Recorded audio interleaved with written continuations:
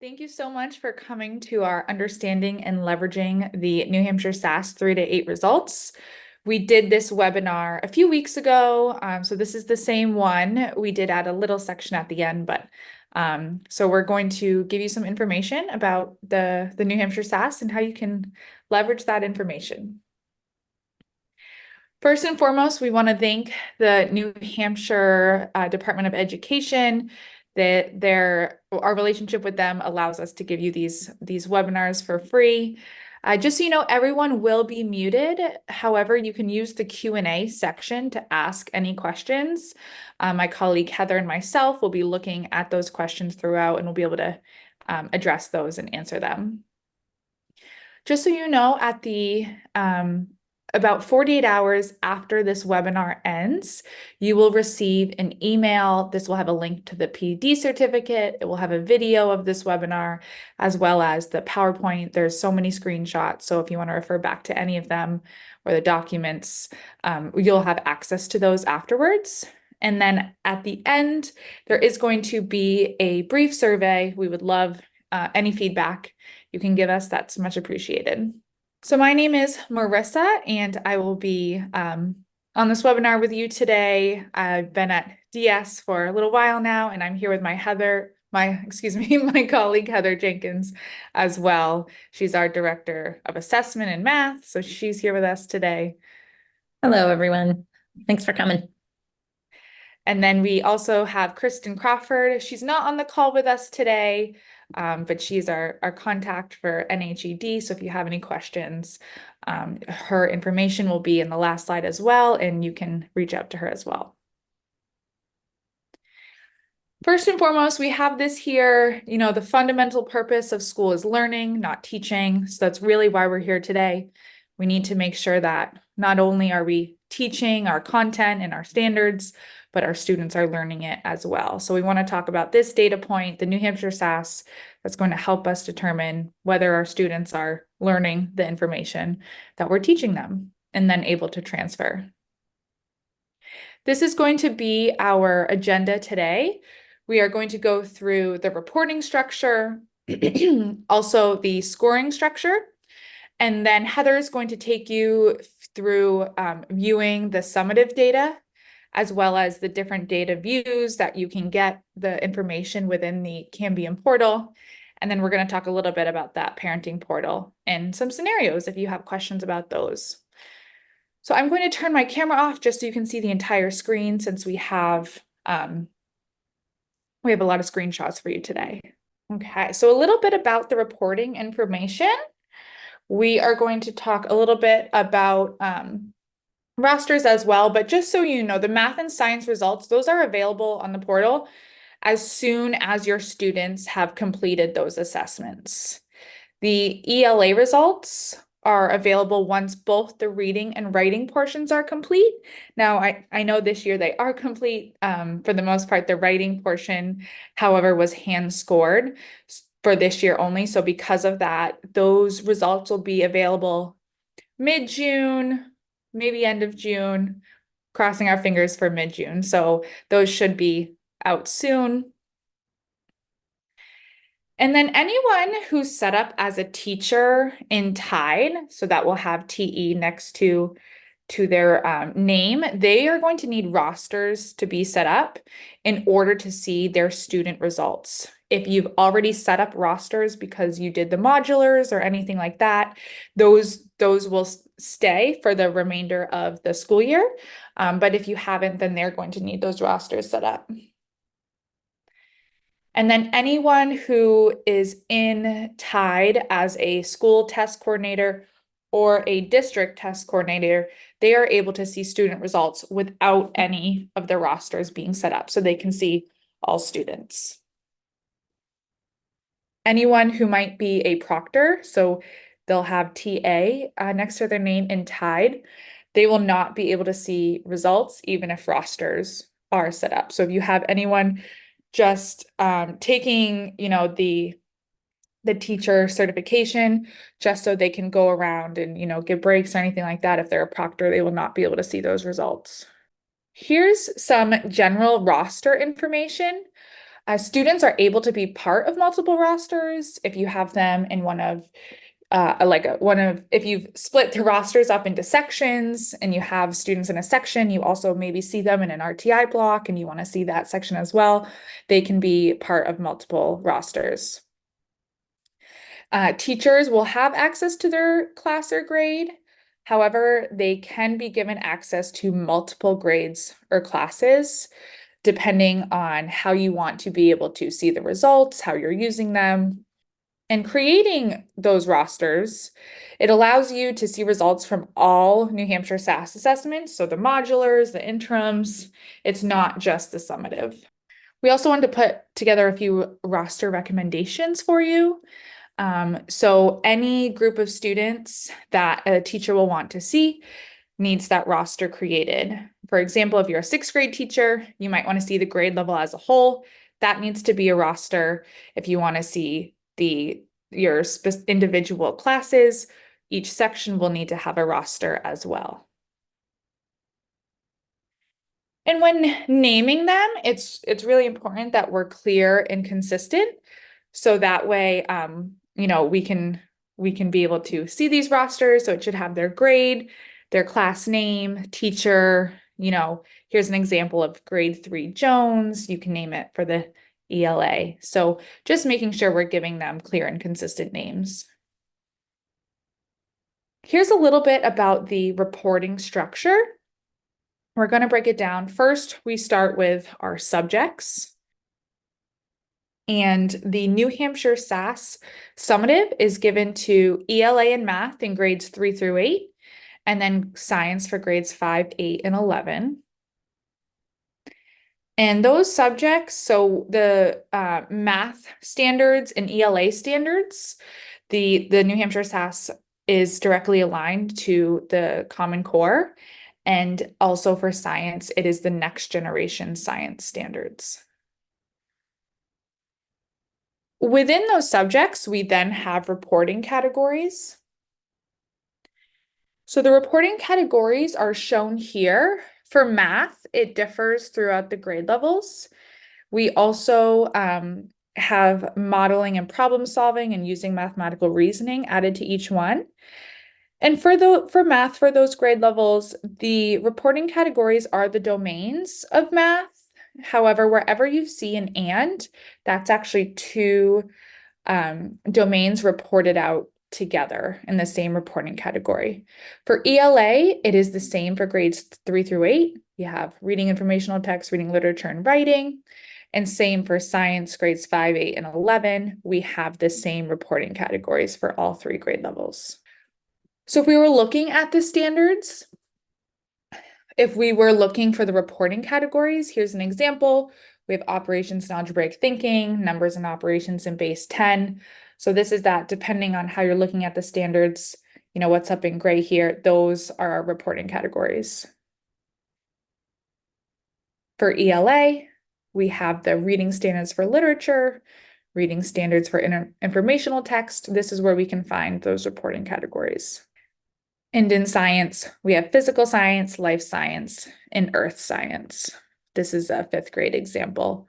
And you can see where in those disciplinary core ideas that these are the 5-PS1, that's a physical science.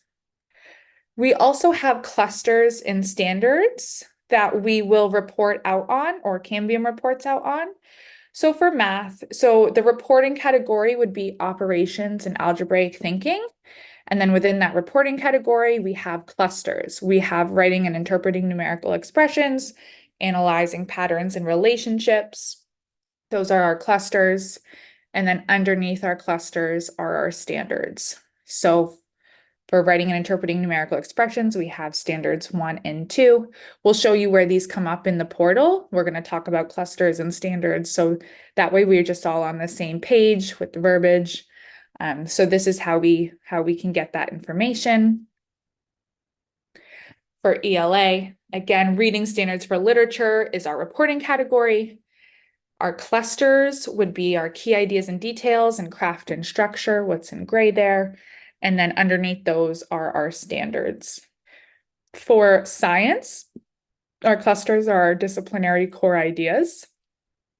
This is an example of physical science as our reporting category, and our clusters are disciplinary core ideas within that. And they only go to the cluster level for science. It's not broken down into performance expectations or standards. Okay, if you have any questions about a little bit about the reporting structure, again, just to get everyone on the same page of some of the terminology that we're using of what you're going to be seeing in the portal. We are good so far too. Perfect. All right, we're then going to talk a little bit more about the scoring structure. So that way when Heather is going through the data, we know exactly what the scores and how they're related to the reports. So again, we're going to start off with our subjects, which are the ELA, math, and science. Now for your students taking the New Hampshire SAS for these subjects, they will receive a score of a level 1, 2, 3, or 4 for the entire, the entire subject. Here are some, just a description of what each level is. So level 1 is below proficient. Level 2, we have approaching proficient. Level 3 is proficient in applying, and level 4 is highly proficient in applying. So this tells a little bit about what that student does at that level. These are the cut scores. A lot of times we have those asking us for these cut scores. So for math, ELA, and science, the levels, and then the cut scores of where a student is falling. So you can see that if they're in 5th grade, they're taking the math assessment, they received a 492. They were really close to that level 3. So sometimes we like to see these so we can see how close students or a class is. These cut scores are based on a student's scaled score. So you can see the scaled score here. It gives us a scaled score for the district as a whole in the school, and then also for students. And that plus or minus, if we looked at Simone Biles, she scored 518 plus or minus 10. That's really just how accurate they think that score is. So it could be anywhere from 10 more points to 10 less points. We then have reporting categories. Again, these are the reporting categories listed here, which students will receive a score for. Now, this is where it gets sometimes a little confusing. This is now having 3 levels. Students can either score or be low, they can be at or approaching, or they can be on or above for a specific reporting category. We want our students to be on or above. So each reporting category has performance level descriptors. These are some examples here of what you could see of, again, a description of how your students were, if they scored low, if they scored at or approaching, or on or above. Here is what the reporting portal looks like for category scores. So this is where sometimes it can be confusing. We see a total, and we see four levels here: level 1, level 2, level 3, level 4. And then a lot of times we look and we see that there's no blue, so there's no level 4 students, but that's because that's not a score students can earn. So it goes to 3 levels: that low, at or approaching, or on or above. So they'll get that for each reporting category. One thing I just want to add there that I realized that we maybe didn't make clear during the last time as well is that people think about you've got over here for your overall, that you've got, a certain number of students here that's, you've got 24% of students are proficient or highly proficient, and they wonder why there's only 6% here or 9% here. It's because This is for a specific reporting category, so you're not necessarily going to see apples to apples. Not everybody who's scored proficient is going to be proficient in earth and space science, life science, or physical science, but their overall score puts them there. We then break it down as well into clusters and standards for scores. So if we can see here, this is an ELA example. We are to the left, we have the roster names. So those could be our sections of our classes. We're in the reporting category of reading literary text, and we can see our clusters here are craft and structure and integration of knowledge and ideas. So we can view how students are doing at the grade and roster levels. However, we cannot see a score for clusters available at the student level. Within each cluster, we have our standards. So in red here are the standards for craft and structure, and in blue are the standards for integration of knowledge and ideas. If we look at standard 4 within craft and structure, if you are in the Cambium portal and you click on that little I for information, you're able to see what the standard says for craft and structure. So if we're looking at our standards here, we're going to see two indicators. The first is on the left with it, which is a proficiency indicator. So you will be able to see if your student scored above the proficiency standard, at or near the proficiency standard, or below the proficiency standard for a specific standard within that cluster. Sorry, excuse me. You might also see insufficient information. That was just because there was not enough information for your students or your rosters to receive a score. The next indicator is a weak or strong indicator. What this does is it takes all of your standards, regardless of the clusters or reporting categories, and it puts them in order from what your students scored or did the best on as a whole to where they kind of needed the most work. And it's compared to yourself. So they put them in order from what they did the best on to what they needed the most help with. And it gives them an area of strength. It gives them whether the performance was similar to the test as a whole, or if it was an area of weakness. So if we were to look at integration of knowledge and ideas, standard 7, this weak or strong, we could see that the first roster, it was similar to performance on the test as a whole. So students scored similarly on that. And again, it is specific to you and your students. It's not compared to the state. And lastly, this is the science. We just want to make sure we clarify that this is our reporting category, the earth and space science. These are our clusters, or those disciplinary core ideas.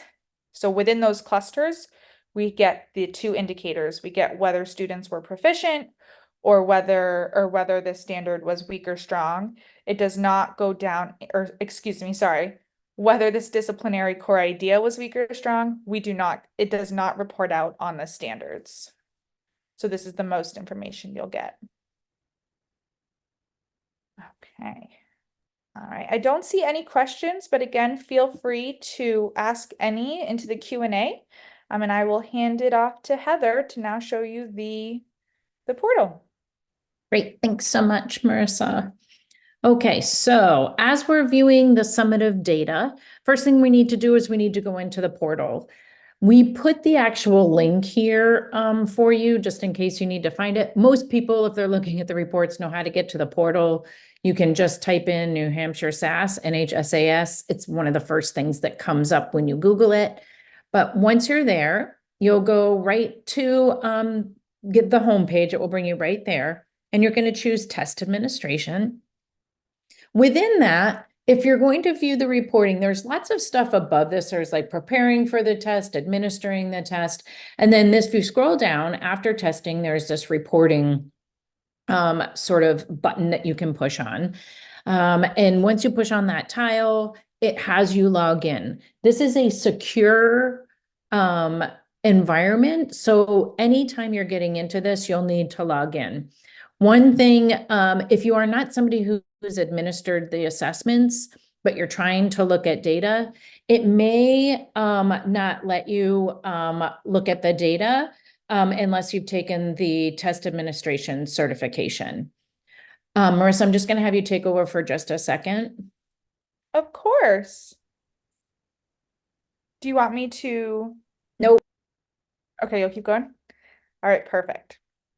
So within once you get into the reporting, we will be able to click the SAS summative. So the benchmarks, those are your modulars.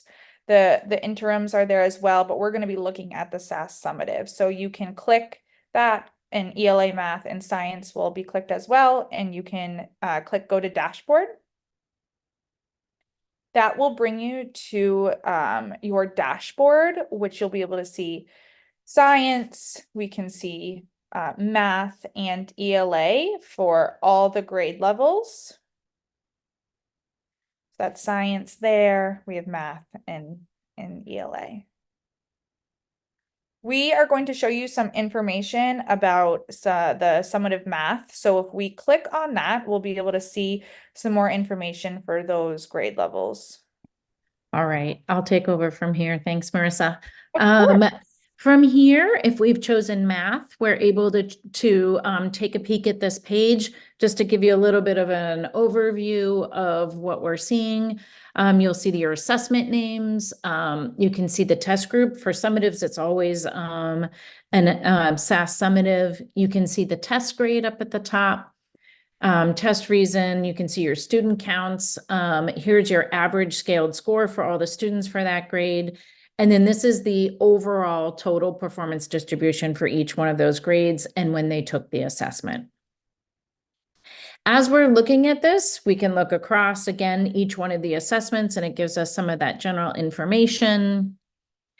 And then on the left-hand side, if you're somebody who is a district employee and you have a lot of schools, you can use some of this filtering information to be able to filter or toggle back and forth. You might be looking at the summative, and then you might want to look maybe at the modulars, which is a benchmark, or you might want to choose a specific school because you want to see the overall distribution for a specific school rather than for your whole district. If we were to select a grade level that we wanted to view, we could look at math grade 5. And then what happens is it opens up. Right here, what you're seeing is like a district view. So you would see your school names on the left. If you are not a district person and you are a school person, and you have school coordinator access, you will see your different information on the rosters that might have been created, or you might see any students not on a roster if you don't create rosters. If you're a teacher logging into this, you're only going to see the rosters that you have the ability to look at here. But on this page, what you're going to see here is the overall performance distribution. Again, you're going to see your student counts and the average scaled score and the percent proficient for each one of those particular areas. Again, whether it be your school list, a roster list, or possibly even a student list. We'll show you kind of what that looks like up at the top. It will give you at least district and school information, and then you'll see your individual students. At the top here, you're able to look at, again, any of this information. Anything that has an up and down arrow, you're able to sort that particular information. So if you wanted to sort by average scaled score, you could click on that and it would bring up the particular, in this case, the school that had the highest average scaled score. And then the information here now we could look at, again, this is where those the cut scores are. So you can kind of see how close you are. If we're looking at 5th grade and this is a 470 for this district, they are a low level 2 overall. And you can kind of see that within the performance distributions as well.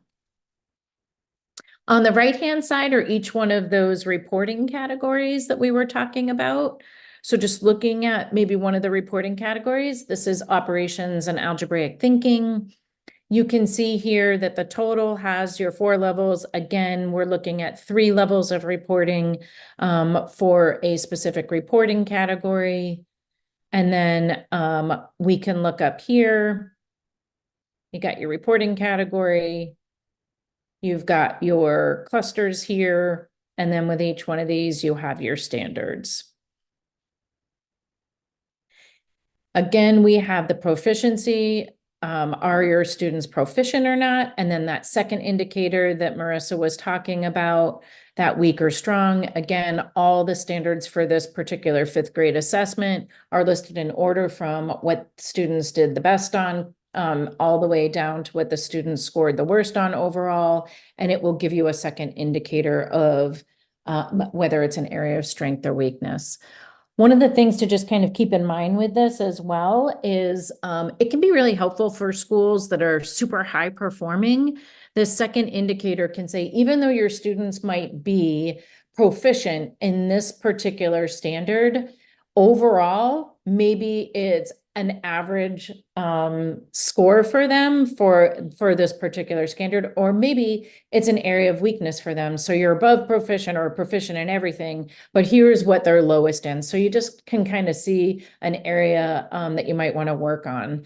Same thing goes for the schools that have a lot of things that are below proficient. Maybe everything's below, but it will tell you, relatively speaking, you might see everything's below proficient, but a specific standard might be an area of strength just because overall your students scored better on that standard than others. So every once in a while, it can be really helpful to see that weak or strong. If I go into a specific school, again, here's what I was talking about, where you can see the roster names. You got all of this information again for the specific rosters. If you don't set up rosters in Tide, you won't see rosters, but here's where they are if you do. And then you've got the information here. Again, you've got your roster, and then you can look at all of the general information for each reporting category. If I were to open, I want to show you a couple of them, the use of mathematical reasoning and modeling and problem solving. They're a little bit different. You won't have the, proficiency or area of strength or weakness, because this is taking information from the other reporting categories and saying, in general, on all questions that have to do with modeling and problem solving, this is overall how students are doing with the performance distribution, and the same thing of use of mathematical reasoning. So you won't get the breakdown for the proficiency or weak or strong. You just get the overall proficiency levels for that. If I were to look here at a specific roster, I could open a specific roster, and now I've got the information about my students. So if you're a teacher, this is probably the way you're going to be looking at it. And you can see here that you've got your student names. And then what happens for your students overall is you can see the district, the school, and then your group of students here and the performance distributions. And then for each student, where they scored overall. And then you could also look at their reporting categories. So if you're looking at that particular, I closed the total here, you can see for each one of the reporting categories where a specific student is. If we're looking at ELA, just wanted to show you a little bit of a difference with ELA. We're looking here, and you can see we're at the district admin level. We can see our schools. We open up, we have reading, literature, reading, informational text, and writing. Again, your ELA scores available mid-June. I was just on a call with the Department of Ed, the New Hampshire Department of Ed and the Cambium folks, and they're really hopeful that it will be the second week of June. So we'll keep our fingers crossed for that. And then what will happen here is you've got the same information for reading informational and reading literature. You've got a lot of that proficient or weak or strong. So those are the same sort of indicators. Writing is different. So if we look at writing, you'll start to look at something like this. You will only see this if you have multiple rosters associated with you, or if you're a school coordinator or district coordinator. You can see your school information here if you're a district coordinator. And what happens is you see this, you see like a green arrow or a red arrow. And what that means is if you have a red arrow here, it will tell you that this particular roster one had the most amount of students who scored the least amount of points. So here's how it works. Convention is 0, 1, or 2 points, 0 points being the least. And this particular roster had 14% of their students. So it tags it and said, this roster has the students who scored the most amount of zeros. In addition to that, you can see the same thing for evidence and elaboration for this is informative or explanatory, and this is opinion. This roster was struggling. Maybe there's only one student on that roster, or maybe there's 2 students, I don't know, but that particular roster was having a hard time. The green arrow is the roster that has the students who scored, the most students who scored the greatest number of points. So for conventions, the greatest number of points is 2. This roster 2 here is the one that scored the most percentage of students had 2 points in conventions. Now there's no green here and no green here for anything because there is not one roster who scored the full 4 points, so it won't give you that. But again, if you're looking at opinion writing, this particular roster 2 scored the most amount of points for convention, and there's the highest number of students here with 71%, and the same thing for evidence and elaboration here, 14%. So that's the way the writing looks at the roster level. If we were to go into the school and look at a specific roster, here again are our students. We have the overall information for each one for levels, but then if I open these up, you'll see for reading informational and reading literature, you've got that same 3 levels here, and then you've got your 4 levels here. If I open up writing, you will see each particular student and what they scored on each section of the assessment. You will see they only are getting scored on one type of writing. So this Simone did informative explanatory, and she's got her points here. It looks like Michael got the opinion writing, and so you'll have NAs for the type of writing that they didn't take. In addition, this year, it will not just be informative and explanatory and opinion, there will also be a narrative writing piece in here as well. So you'll be able to see all this information for narrative as well. If we're looking at science, just wanted to show you a little bit about science. Again, this is just grades 5, 8, and 11. I open up a specific summative. This is from the district level. I've got all my schools listed. But as long as I'm looking at the roster or school level, I am able to see, again, this proficient or weak and strong. It goes with the disciplinary core ideas for this because it doesn't go down to the standard level, but this is what you'll see particularly in science. If we're looking here and we're opening up to the particular roster and you want to look at your students again are, you've got their overall level listed here. You've got your district, your school, and then your students here if you're rostered onto this, or even if it's students not on a roster, if you're able to see them. And then it tells you how they did on each portion of the science assessment. Any questions just in general about scoring and what you'll see on the portal, just go ahead and put them in the Q&A. Marissa will feed them to me. So I'm going to move on right now to some of the different ways that we can view data. First things first, one thing that most schools are already pretty familiar with is the individual student report. So this will give the information for how a particular student either did on ELA, math, or science. It's available in a simple form or a detailed form. And then the simple report, we're going to show you it, but it gives you the student score and the performance on each reporting category. And the detailed report gives the student score, some longitudinal data that you'll be able to see, and then the performance on each reporting category. A lot of people used this report to send to parents. It was mass printed. It's what goes home in a sealed envelope to students whenever those particular test scores are available. You can print it with supplemental information so that parents can understand it. This is also now starting to be replaced by the parent portal. Towards the end, after this section, Marissa's going to walk you through how to get those the information to give parents the codes for them to be able to look at the student reports on the parent portal. Again, you can batch print these school level, grade level, roster level, or individually for each student. If I wanted to do this, I would go, I'm right on my dashboard right now, and I would click on this download student results. Once I've done that, you will see here that I've got all the information. This particular school that we used did some summatives. Obviously, it looks like they did some interns and even some modulars. So you want to choose the summative assessment here. So we'd be printing this for the summative. And then you would go in and choose whatever grade level or grade levels that you would like to print.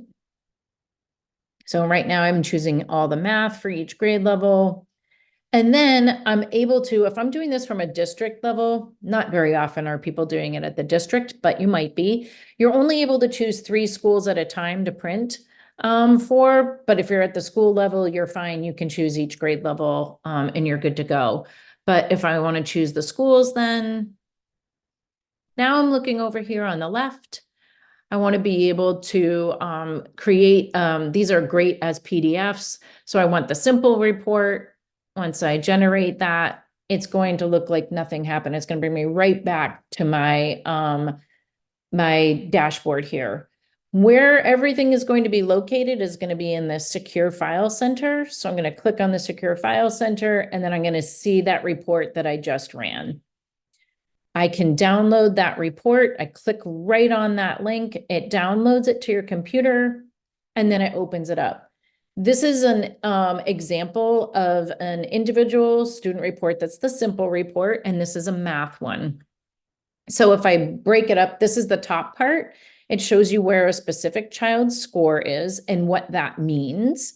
And then you can see the what that standard error of measurement is over here. That's that plus or minus, like a standard deviation.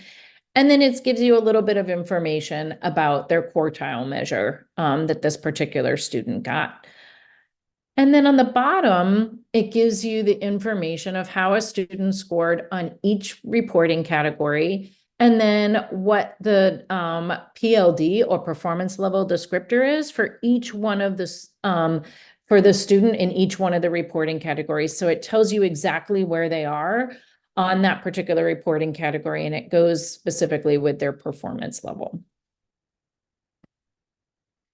If you wanted to look at this as a detailed report, you're going to do the same exact thing. You're going to go to download student results.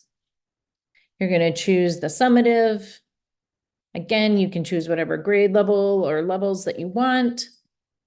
If you are a district, you'll need to choose your schools. If not, it will give you the information on the specific students. And then I can choose detailed and then generate. And now again, I go to my secure file center. I click on that. It downloads it to my computer. And when I open it up, it's a PDF. And the PDF is 3 different pages. And so this is the first page. Again, it is that information about their score. This particular one, I have printed out an ELA report for the detailed report. So this gives you a little bit of information about their ELA score and what that means, that standard error of measurement, and then the Lexile information that the student has. The detailed report will also show whether it's for ELA or math. It will give you the longitudinal information it will give you the number of years that the student has done the test. So for grade 3, you're not going to see more than one sort of graph here that tells you. But if I were looking at a 5th grader, I should see 3 years here if that student took the assessment for the last 3 years, and it gives you their performance. Also on the last page, this is specifically for ELA. It's giving you the performance for each reporting category. And again, that performance level descriptor, what that student is able to do with those particular skills overall. And then it gives you their points for each portion of the essay that they took. If we wanted to download the student results, we can basically download them and have it be looking a little bit different. It's not the student detail report, it's a data file. So we can start looking at this in Excel, a CSV, or a text file. Again, ELA, math, or science. You can download results, and that includes the overall scores and the reporting category scores. And then the ELA results include the writing scores as well. So the way that we do this is, again, we're going to download student results. We're going to choose our spring 2022 or 2024. And then I'm going to be able here, I'm choosing a specific grade level on the right-hand side. And now I want to look at, you can choose specific schools. You're able to choose as many schools as you would like for this one. And then I want to choose the student data file instead of the individual student report. I chose Excel. And I want the data file for each test, and then I generate it. Again, it goes to my secure file center. I download this, goes to my computer.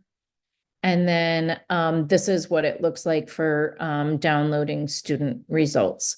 So you can see that some of this information looks a little bit different. This is specifically for ELA. We're looking at their scaled score, their Lexile, their overall levels, and where each student is doing. This prompt copy match is something that you might see show up because students are copying a little bit too much information from their from the specific information that they had for writing, like the passages. They might have copy and pasted, and so they're getting a prompt copy match because it matches too much of what was in those that section and in the passages. Again, this is one of the way you can see the different individual scores for the writing assessment for folks, but also we can be printing the results. And this is really similar. You're just going to print the, click on the print button, and we're going to be able to start downloading. We can look at downloading from the district level, the school level, roster, or student level. Again, you can print the results, save as a PDF or an Excel or CSV. It can be used for ELA, math, or science results. It can include overall scores and reporting category scores. So again, this is just another way to look at some of the data. And then the ELA results will include individual writing scores. So I'll walk you through this now. Again, from any sort of section that you are, you can, I find the best way to do this, you can print from your dashboard, but right now I'm already in one of the, like listing my students here for the grade 5 science, and I can see all their names here. I find it's easiest to do it this way so we don't have to click through all of the screens to be able to choose the criteria. But it's up to you. You can print from any screen, and then it will ask you additional information. But if I print from here, I click on performance by student, and then I click on the print button. What will happen is I can see this as a PDF. It's really pretty with all the colors, but it does not print well. So I tend to choose Save to Excel. Once you hit Save to Excel, you're able to confirm this, and then download this to your computer. This particular one will show right up. It doesn't, it is in your secure data file, but it will actually allow you to download it straight. It brings you straight to that secure data file. And then this is what it looks like in Excel. So you're able to see, again, your student information, your student IDs, and how they scored on each one of the assessments. And then this also at the top now breaks down your reporting categories into the different levels and how many students are at each level overall. The longitudinal report, these were new as of last year or maybe even the year before, but they're really cool reports that will give you sort of a comparative analysis for overall scores for students over multiple years. Again, district level or school level report. It's available for just ELA and math because science isn't taken every year. And it's only, the longitudinal report will only show up if you're looking at grade 4 or above because it's looking over multiple years. In grade 3, we just have 1 year, so there's no longitudinal data at that point. If I wanted to do the longitudinal report, I'm looking at the summative math here. I can go in.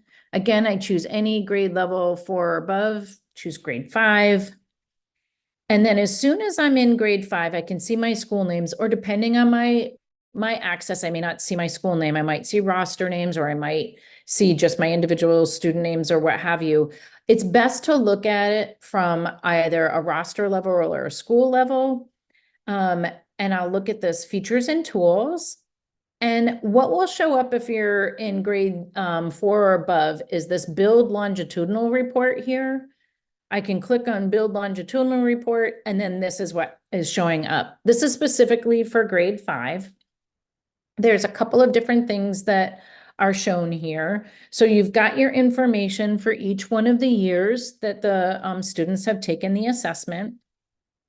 Up at the top here, you have this overall. You can see what the trajectory of scaled scores is, like overall average scaled score is.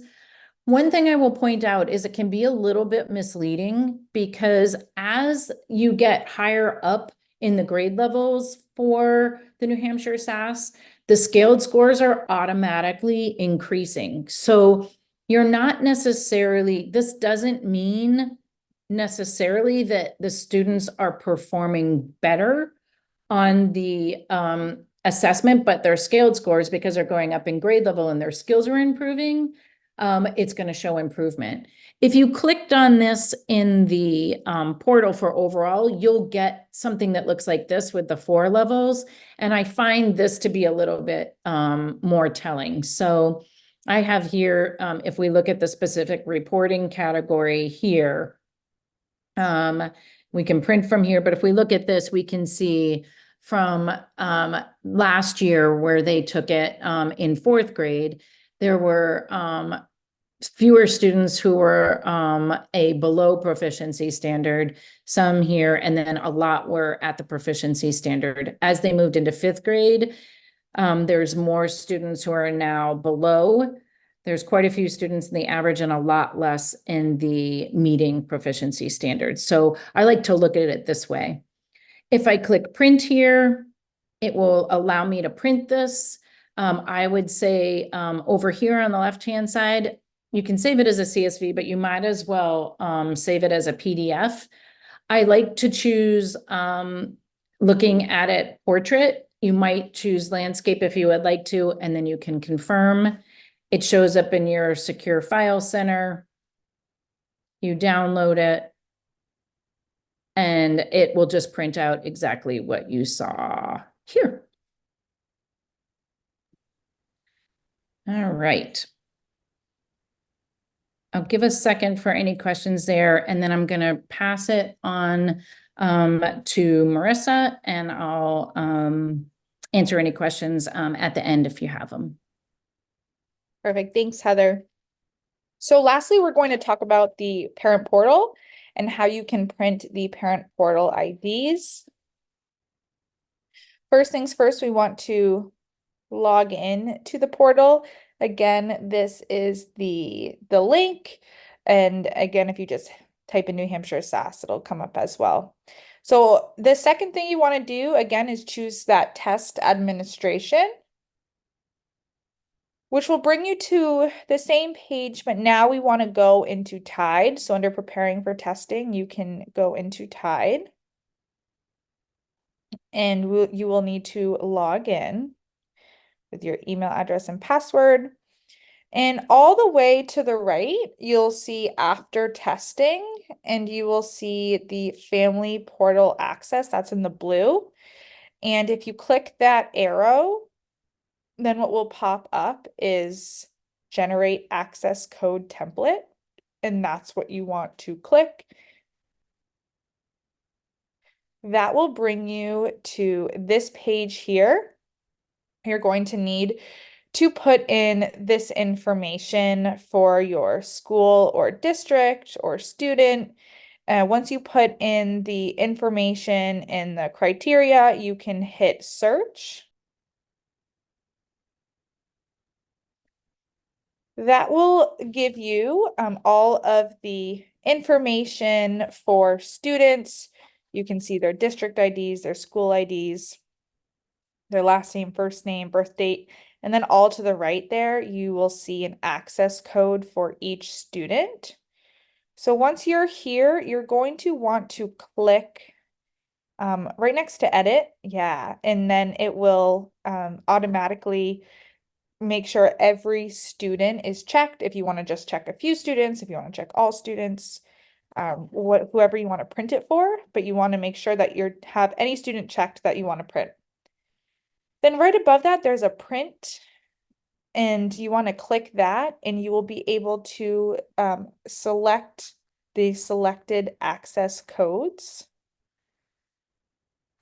which will bring you then to your printing option. So these look a lot like the test tickets for students.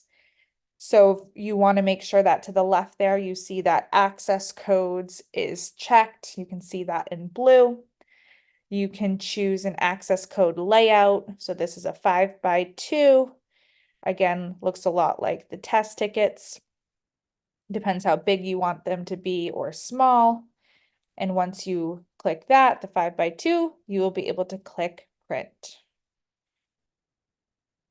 Tickets will automatically download, and you will be able to have access to those access codes for the parent portal. Does anyone have a question about those access codes or how to print them?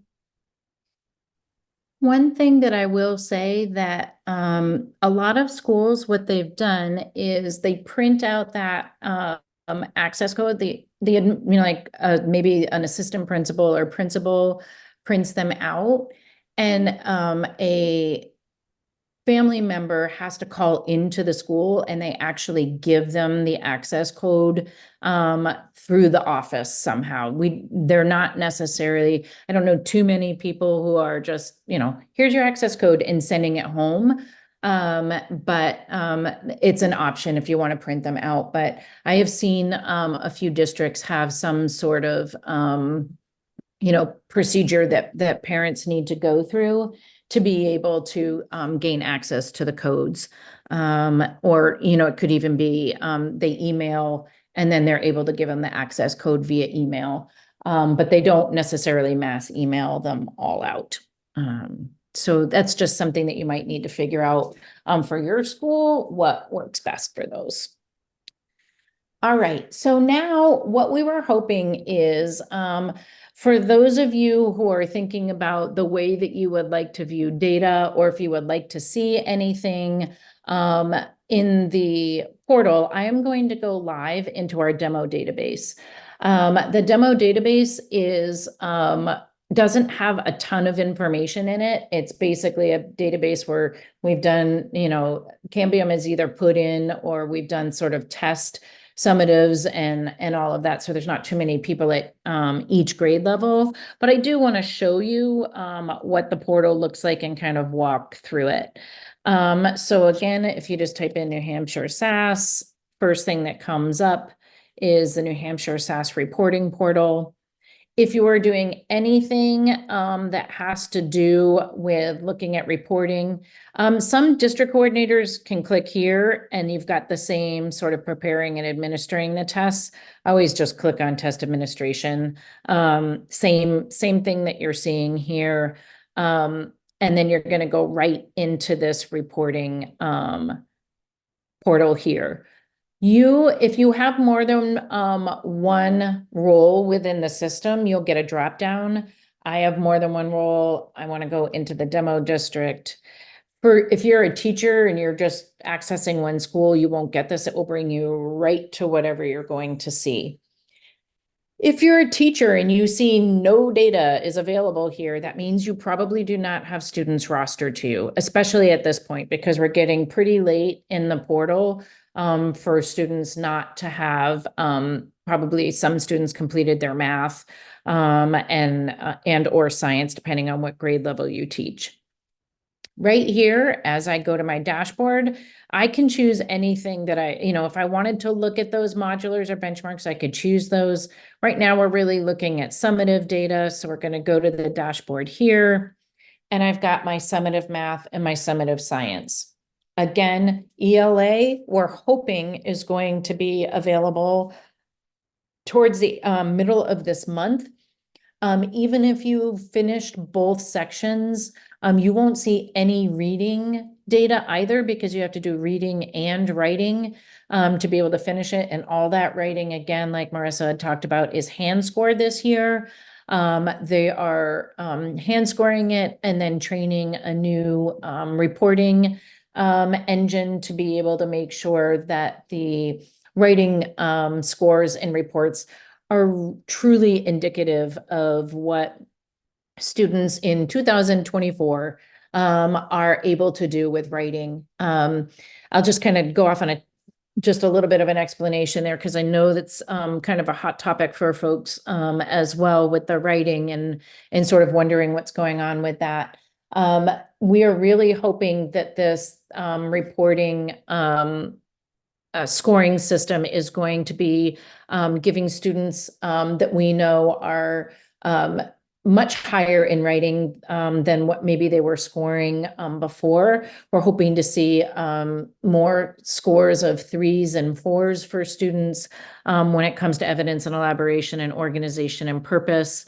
And I think that it's something that's going to continue to be flexible in understanding like how kids are spelling information and just over time. And the reason that we did that the Cambium and the Department of Ed did a lot of these hand scoring and did the whole pilot in the beginning of this year is we're not the only state doing it. So we're pulling in massive amounts of information from students and where they're at with writing. And hopefully those scores will be reflective of that. So we're keeping our fingers crossed. This is the only time that you'll see this kind of delay. Next year, there will be not that your reporting timeframe will be much similar to what you've seen in the past. This year, the ELA is just delayed for that.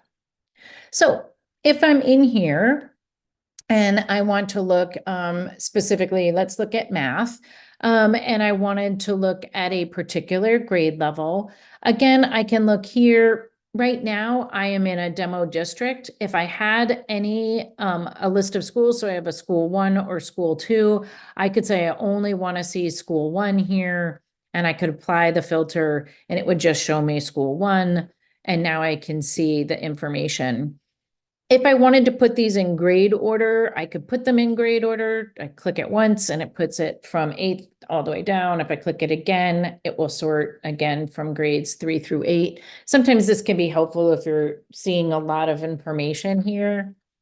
And again, we don't have a lot of numbers in our demo database, but you can see the overall performance distribution. What you want to see is 4 colors here, not the single color.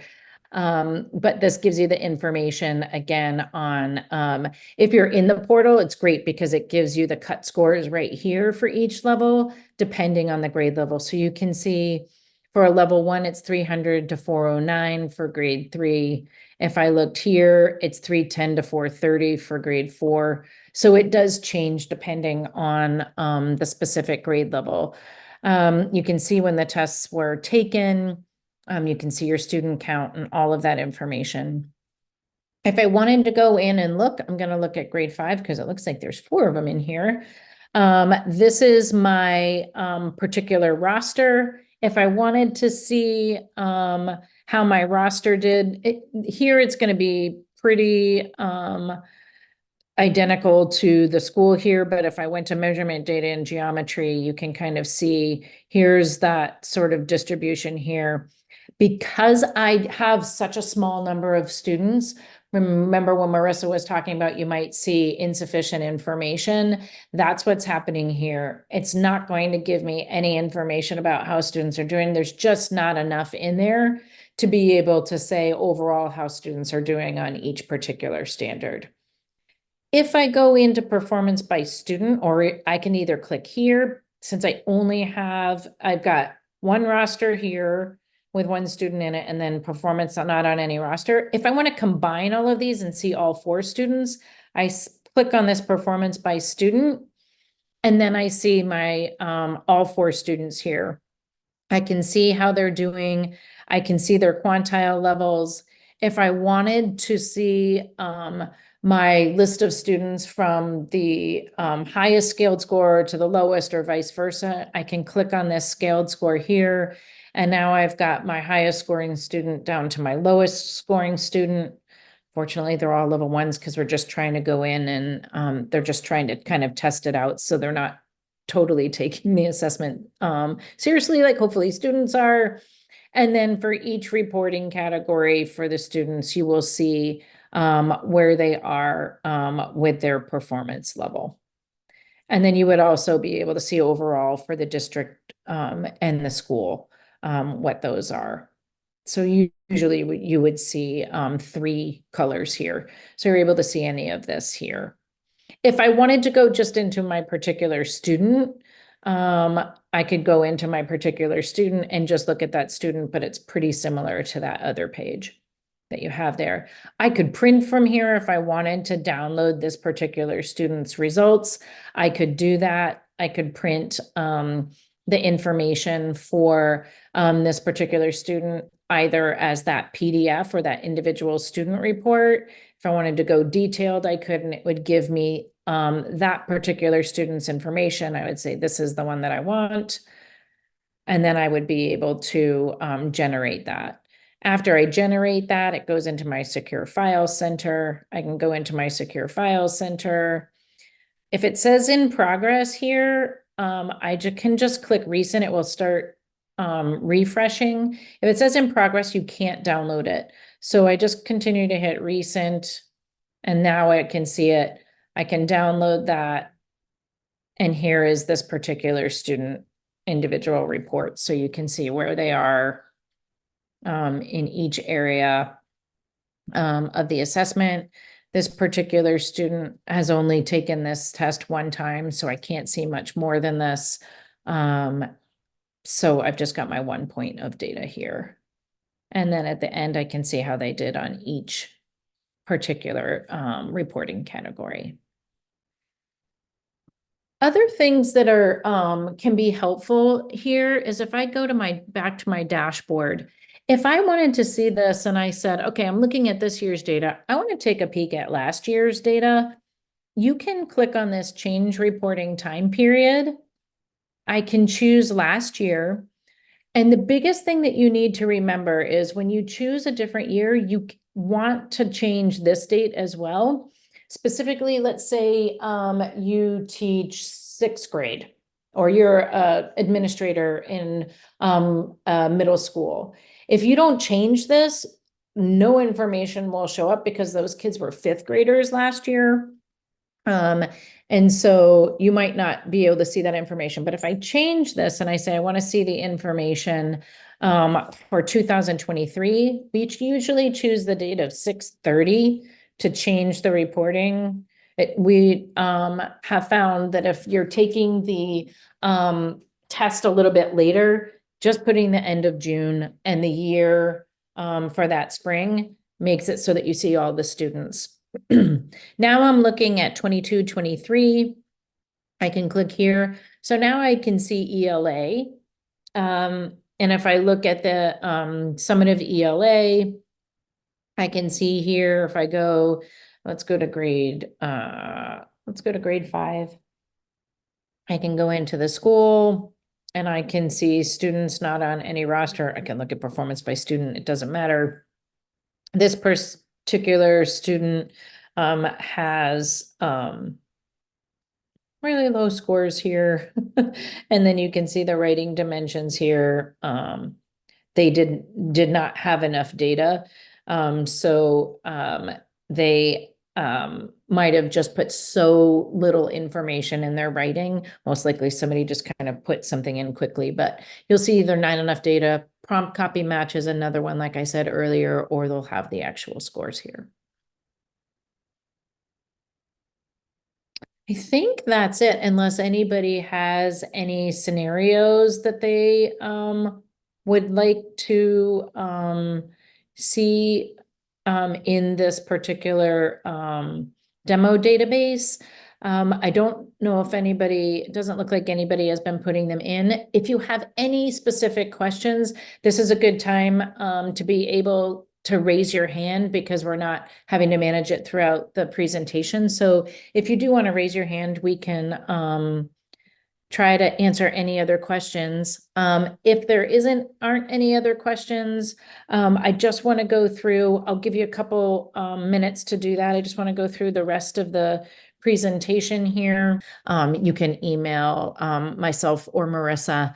We can get you the information on that. And other than that, if there's no other questions or thoughts or hands being raised, we're gonna say thanks so much for coming this afternoon. Enjoy a little bit of the sunshine with the cool breeze, and we hope to work with you again soon.